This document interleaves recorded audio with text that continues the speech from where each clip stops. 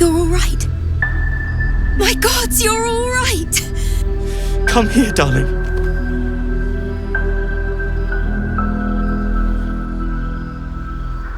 I was so scared I'd lost you. Me too. But we're here now. Safe. Let me get a good look at you. Oh, my God, Specs. I can't believe we almost lost each other. Never again. You hear me? Never. You're here! You're all right! How? We're two tiefling queens, remember? I couldn't leave my favourite bard without her partner in crime. I did have some help from an old friend, though. How did you do it? I had help from a higher power. Well, they're not the ones standing here, are they? You should have seen her. She was brave, but also terrifying. In a good way. I never thought I'd see, well, anyone again. Thank you. 1,000 times, thank you. The shadows haven't consumed you. Good. I saw Ketheric. He regenerated before my eyes. Gruesome, isn't it? I'm glad you survived the encounter at least. Did you learn anything more? Ketheric is calling himself a chosen of the Absolute now. Chosen? Oh, that's 3 masters Ketheric has served. Our paladin isn't very picky. He's aligned himself with mind flayers. But I cannot see what he gains. Perhaps we can force it out of him once we have him up against a wall. Was there anything else? Not yet. Parts of the towers aren't open to me yet. The great general is paranoid. Good. That means he's protecting something. I'll wager it's the source of his invulnerability. He'd protect that at any cost. Damn it all. I thought we'd be closer to the city. Reinforced walls. Secured entrance. Here is good. Safe. I agree, sir. This gives us time to regroup. Have you forgotten what's at stake? Your Iron Hand gnomes. Act like it. We're with you to the end, sir. But we're exhausted. No sleep makes mistakes. Mistakes means death. Fine. We'll rest here for a while. Ah, there you are. Everyone seems to be quite aflutter. Do you know why? Haven't you heard? I freed the people being held in Moonrise Towers. You did? But that means... Wulbren! Wulbren! I heard you might be about. How the devil did you get stuck here, Barcus? I'm not stuck. I came to find you, of course. Why would you do a foolish thing like that? Really, Barcus? Unfortunately for me, you're my friend. Rescuing you from mortal peril is my right. But you didn't rescue me, did you? I rescued myself, with the aid of this helper. Thank you very much for your help finding Wulbren. You don't belong here, Barcus. As soon as the way is clear, pack up and head to Baldur's Gate. But... Wulbren...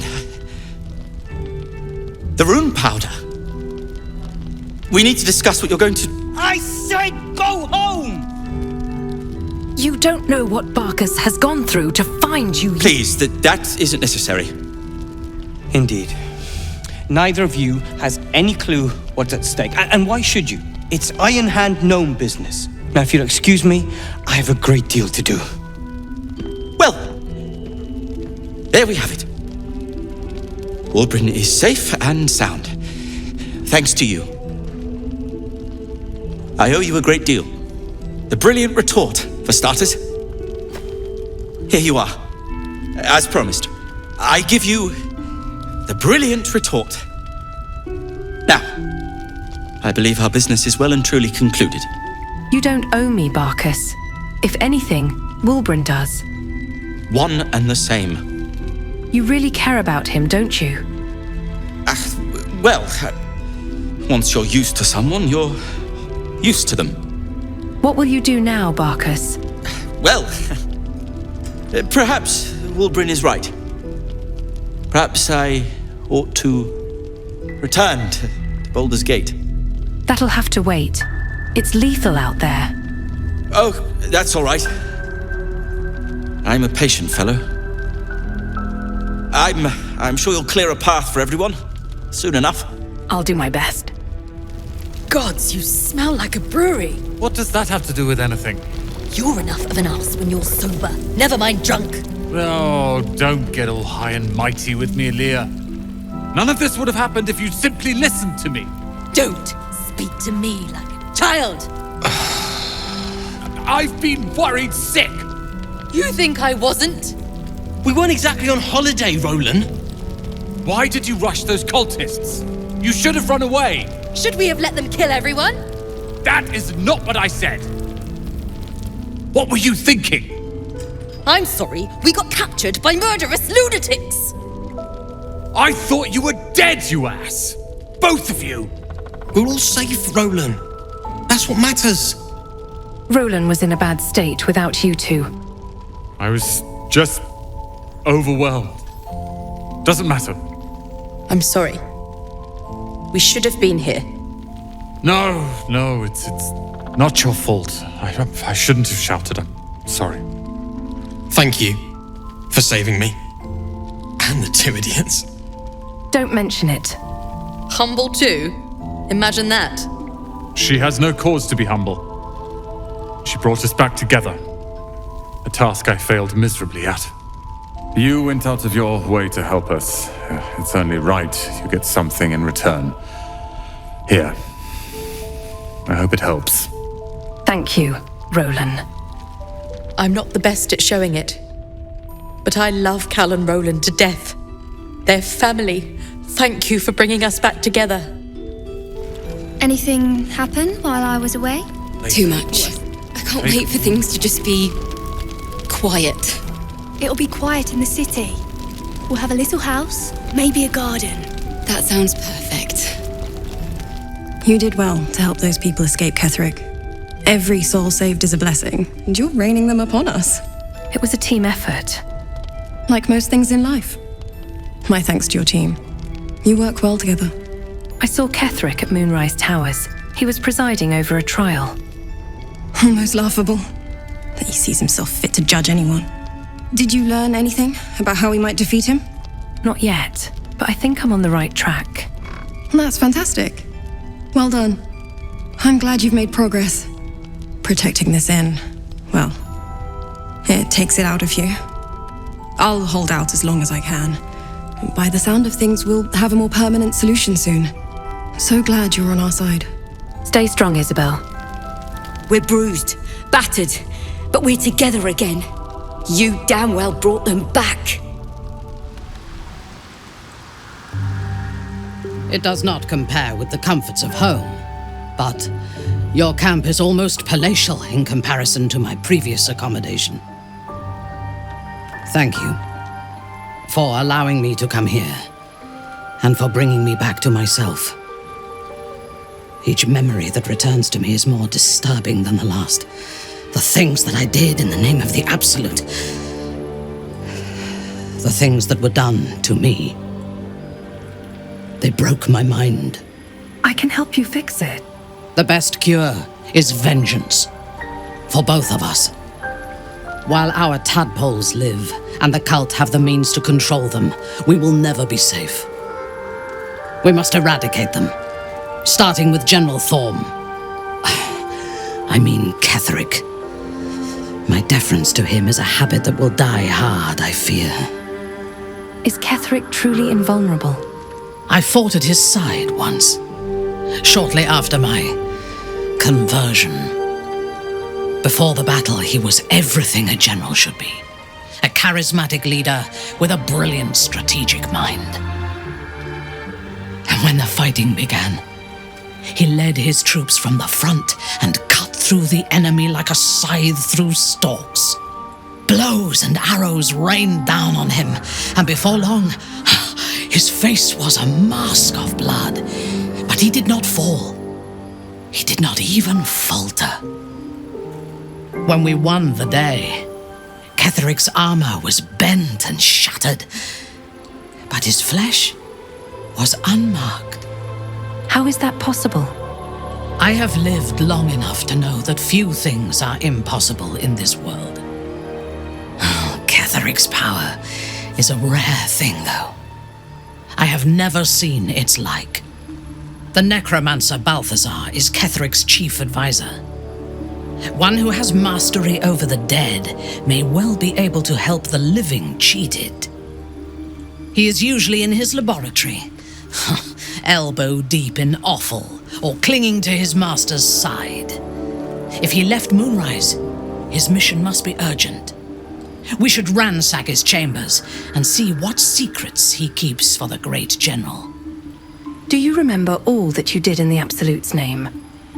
I was the Absolute's dagger. I remember every throat that it held me to, and every drop of blood it forced me to spill. I take no responsibility for the lives I took. I did nothing in the Absolute's name. I was merely a weapon that it wielded. To loose your free will and be forced to kill. That must be horrible. I would rather die than endure it again. The tadpole, the Absolute. They work together like a drug. I did not feel I was compelled to act against my will. I felt ecstatic to serve. Every action seemed a deliberate choice. The best choice. Even though I could no more have resisted its commands than flesh can resist decay. Even rational minds like ours cannot reject such a powerful influence. The Absolute can make the impossible seem inevitable. You're a paladin. What's the nature of your oath? I took up my oath long ago, when I swore bloody vengeance against any who defied Lolth. Now, I myself have sinned against the Spider Queen. Though my faith is shattered, my oath endures. I am sworn to destroy all those who serve the Absolute. That seems hypocritical, considering you intend to take the power of the Absolute for yourself. When I have had my vengeance on the cult, I do not know if my oath will still hold. I do know that when I take the Absolute's power, I will not lose control of it as our enemies have. I will harness it to create a more perfect world. Any who object to the laws of that world will have no place in it, of course, and I will gladly eradicate them. I'm glad you're with me. It is the safest place to be. Swear that you will keep me close. Until the Absolute is dead, at least. You're a victim of the cult. Of course I'll protect you. The Prism will protect me. You will fight alongside me and help me to get my vengeance. I knew you were different to other true souls when we met, but I could see nothing clearly. Now, thanks to the Prism, the Absolute does not cloud my thoughts at all. I see that together, we can have our vengeance on those who infected us. I'm curious to hear your thoughts about our companions. A disparate collection of vagabonds and strays. Did you have anyone particular in mind? I'm curious to hear what you think of Shadowheart. She is tolerable, but her faith in the Lady of Loss is poisonous. I thought you might appreciate Sharon Dogma.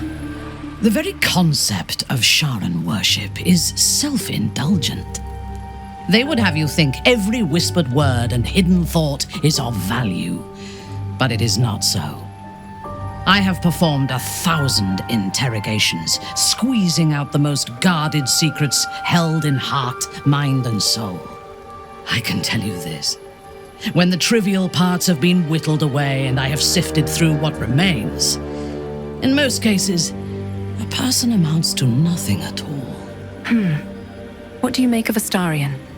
He's been deprived of freedom and strong blood for so long that he is addicted to both. While those addictions have their hold on him, he is still a slave. He'll be a slave to his bloodthirst, as long as he lives. And while you live, You'll be enslaved to your appetites and hungers.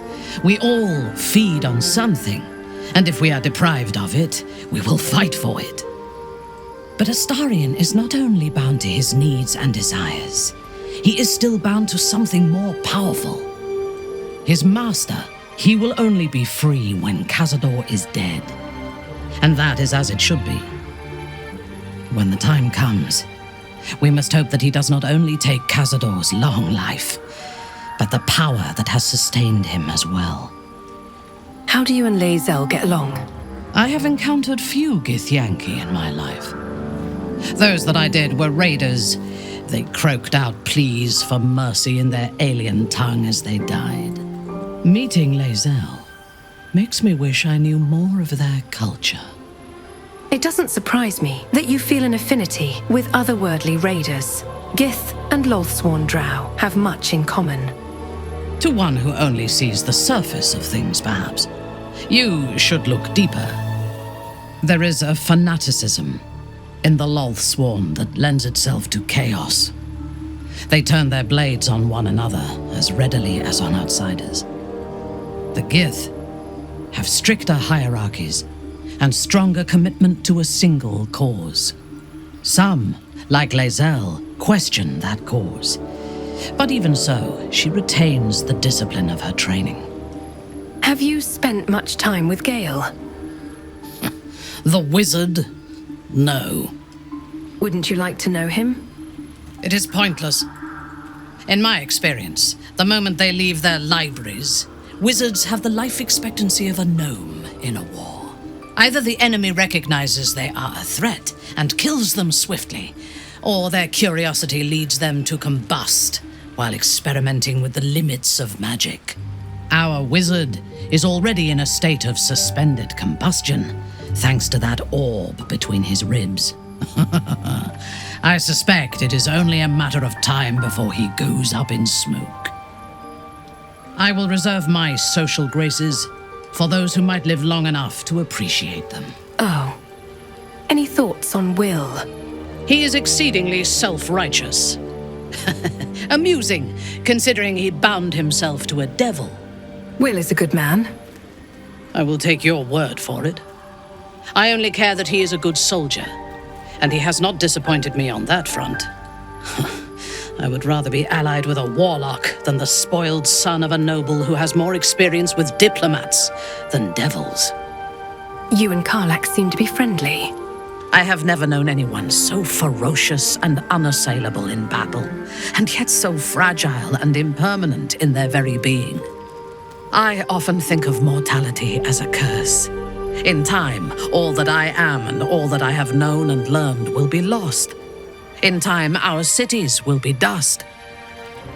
Karlach does not seem to have such anxieties. Perhaps because she cannot afford to. She exists in the moment, and she will burn out and be gone in a moment. There is something very beautiful about that. Sleep well. We will venture forth together come morning. Tomorrow, we go to war with the cult of the Absolute. I want to be clear. Letting Minthara tag along with us was your idea, so if you wake up with a dagger to your throat, that's on you. Jealous you're no longer the least trustworthy person in our camp. Excuse me. I'm sorry for looking out for our collective hides. Don't get excited. I'm just joking. Fine. Take her if you wish. Just know I'll be resting with one eye open. I know what I'm doing. I hope so. Otherwise, we may all be killed in our beds. The drow is unpredictable, uncompromising. I respect her almost as much as I distrust her. Minthara is something of a closed book, but I suspect a heart of gold lurks beneath that stern countenance. Once she gets to know me, I'm sure she'll open up. She's just waiting for someone ready to listen. It doesn't seem long ago that Minthara would have sought to kill us, and now we've welcomed her along. We're nothing if not magnanimous. What do you make of Ketheric Thorm, now that we've seen him in the flesh? He's trouble. Worse, he's a traitor. Whatever loyalty he had towards Lady Shah is long gone. It would please her greatly to see him meet his long overdue end, I'll wager. Hey, soldier. So you had a friend in Avernus. You never said. You saw the extent of Flo's friendship. She'll lend you a hand, long as she can crush your spirit while she's at it. I knew never to let my guard down around her. But she always made me laugh, even when I least wanted to. If she'd been completely different from who she was, we might have been real friends. Pity. Sounds like she meant something to you, in whatever small way. I guess she did. Much as it makes me want to puke to admit it. Devils, you know. Fucking devils. They really screw with you, don't they? She gave you a note. What did it say? Nothing worth reading. Cambion manipulation at its most obvious. You do have real friends now. Me, for one. Thank the gods. And I do. Every day. The way she leered at me. The blood merchant. I can't get it out of my head. It isn't like me. Not like me at all. I was being too precious, wasn't I? We could have used her potion. A moment of unpleasantry doesn't matter if there's a fine reward. I should have just gritted my teeth as always and let her have me for a bit. It makes me sad to hear you talk about yourself like that. Why? I'm simply trying to be realistic. There's nothing more desirable in the world than a vampire, is there? Having been through all I have, you damn well are going to fight with what few assets the gods give you. But a part of me feels sick when I think about getting on my back for breadcrumbs again. You have so much more than your looks going for you. I had nothing at all for so long. Not even my body. That was owned by Cazador. To be sent out to tempt fools into his palace. Have you even enjoyed having sex in the last decades? Enjoyment? That didn't come into it. I never had a choice. I have bedded thousands of people. Half of them I barely remember. Most of them didn't even grant me temporary bliss. It should have been so easy to let the drow use me for her fantasy, but perhaps, you showed me I have enough strength. I don't need to. You aren't a slave now, Astarion. You're free. I can stop using myself. Stop being used. And I would never ask you to. It isn't worth the scars anymore.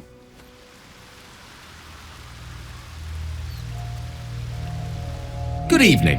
I'm here on behalf of Gale of Waterdeep. He wishes to extend you an invitation for a private conversation in a more suitable locale. On behalf of Gale? You're not Gale? You are speaking to a mere projection of Gale. His appearance, his voice, and a certain measure of his personality, reconstituted in this case to play as emissary and usher. Would you care to join him? What little I could glean from the portion of his mind that is open to me, it is a matter most urgent. Very well. Show me the way. Gladly. Simply follow yonder path, and soon you will find him.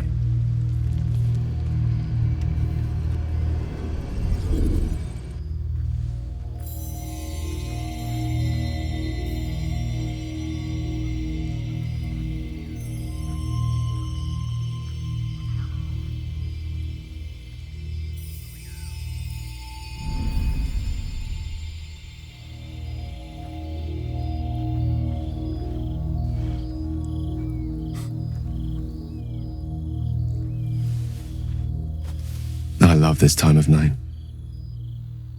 There's an almost reverent silence that accompanies the peak of darkness, when you'd almost believe the dawn will never break.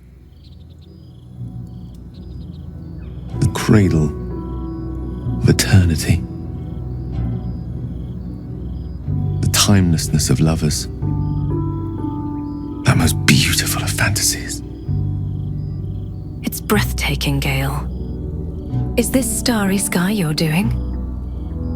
Indeed. The curse is still present, of course. Just veiled and at arm's length for now. Not a trick I can repeat often, but tonight is different. This may be my last night alive. I wanted it to be under a canopy of beauty and wonder, and with company to match. I thought this place might bring me peace. I thought it might make the weight of what I must do feel a little lighter. But I'm not so sure. Is this truly what you want? To die for the promise of Mistress Forgiveness? Babe or crone, coward or hero, death is assured. Mistress Forgiveness is not. If you knew the end was near, would you not want to ensure it had meaning? You sound sure in your course of action, then? Resigned to it, rather. But that is not to say I am without fear. Far from it. I am terrified. I will not claim otherwise. My face could scarcely conceal it, even if my words sought to deny it. I refuse to believe this is the end. We'll find another way, I promise. Thank you. But even if we do find another way, perhaps this is the right way. The end fate wishes for me. There is no point in running from the inevitable. Better to meet it on my own terms. Why are you so sure it's inevitable? We haven't even found this heart of the Absolute yet. I can feel it.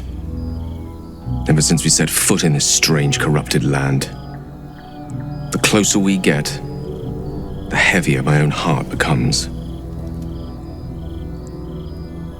Stay with me a while, will you? Day will come all too soon, even in this place. I'm not going anywhere, Gale. I'll be by your side, whatever dawn brings. One moment with you could sate me for a lifetime, and prize the fear from my heart.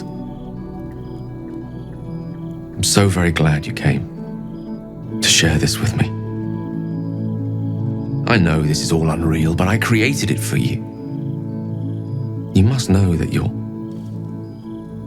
very special to me. If things were different, if we were home, I'd have taken time to do things properly, to say it all better. But time is short. I'm in love with you. I'm in love with you too. That's a relief. It would be a shame to spend my final hours making an ass of myself.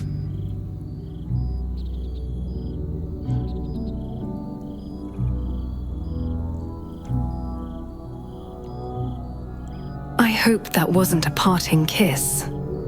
Not if I have any say in the matter. I want it to be perfect. To bond with you in the way the gods do, intertwining our spirits in visions of the weave. I don't need illusions. I want the Gale standing right in front of me. Are you sure? I could conjure up any sight that you could dream of, and a few you could not. I could use the weave to make us feel sensations beyond reckoning. I could do more than woo you. I could wow you. All right then, wow me. How about the perfect night in Waterdeep? Yes? Let's imagine how it would be. The scene is this.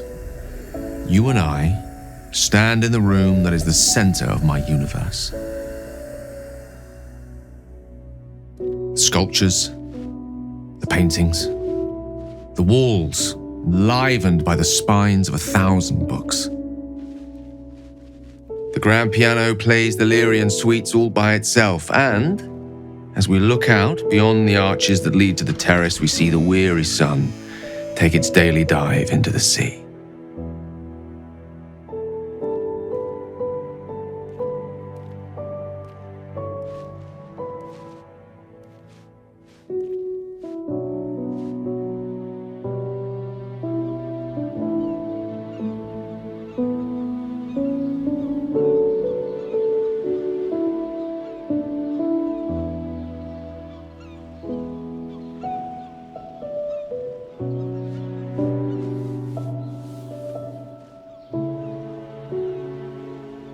My favorite spot.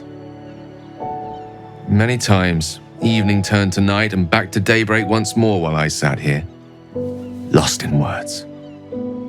Up all night reading? I do love that rebellious streak of yours. Oh, allow me to live dangerously while I still can. This one here is called The Art of the Night. It details the first 1,000 nights of a newlywed king and queen. They turned everything they did into an art. The art of conversation, the art of taste, time-honored and newly acquired. The art of the body, the exploration and acceptance of the self and the other. The art of the night itself. They say we take a page from their book. You're remarkably upfront about your intentions. I like it. I'm many things, but coy's not one of them. What do you say? I think that sounds delightful, but I don't see a bed. The stars will be our bed. Come here.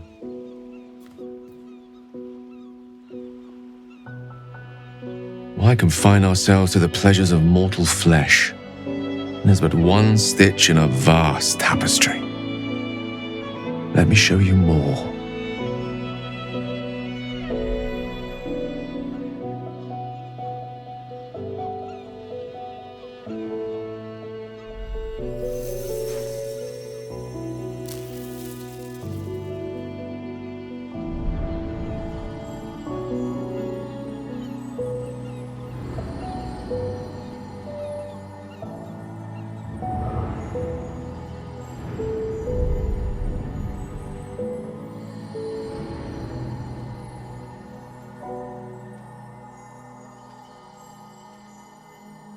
Show me more.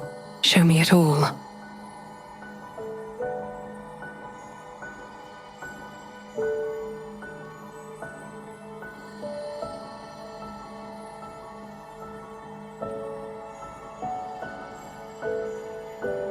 When you wake, it will be back at our camp. Back in our small, dirty, bloody patch of existence. But stay with me now. There are endless worlds out there. Countless ways to declare love. Infinite ways to express it. Too much for one night.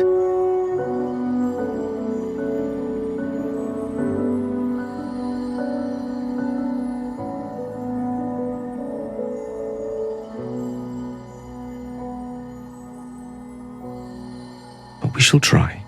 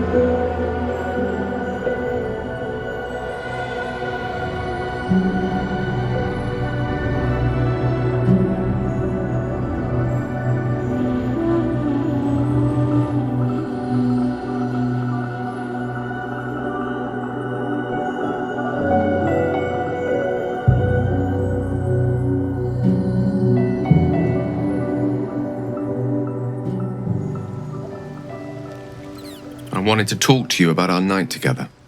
I'm listening. Have you ever walked to the very edge of a great precipice and shuddered at how easy it would be to step into the void?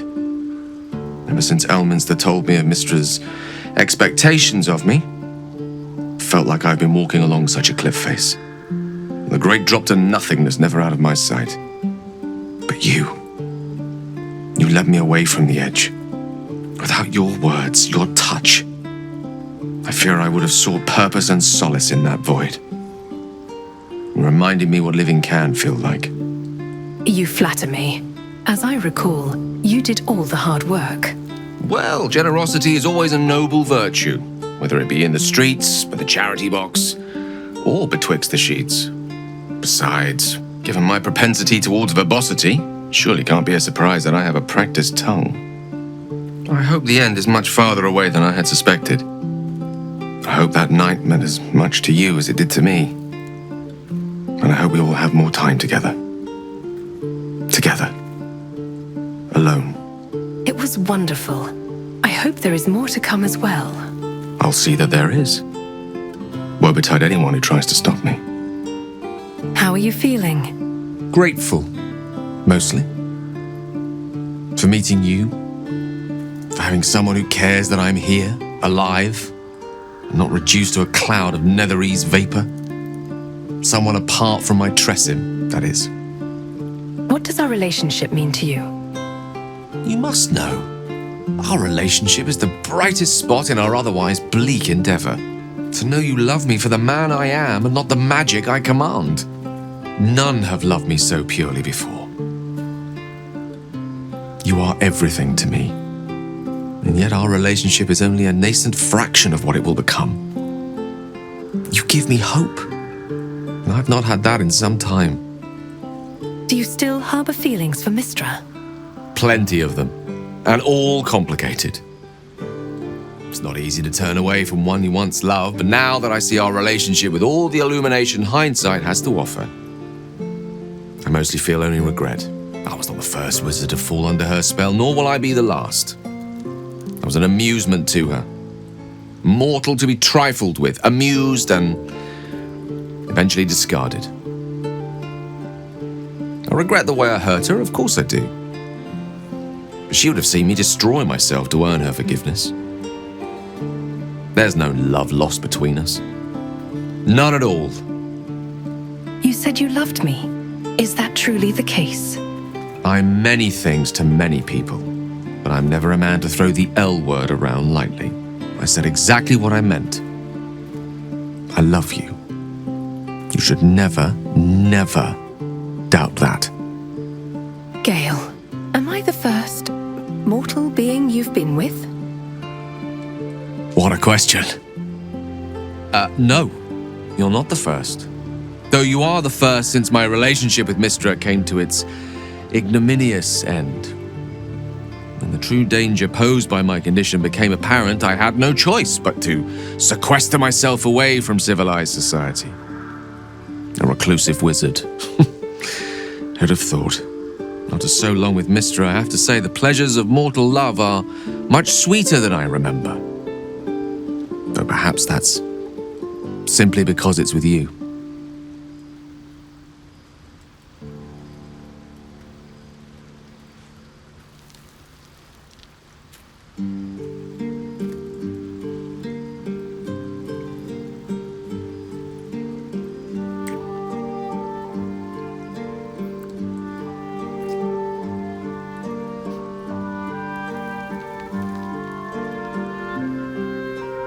Thou hast now a bosom companion. Take care that thou art not distracted on thy quest, seeking the comforts of the flesh. Excuse me? Recall that in time, all becomes dust and bone. I'll definitely think about it.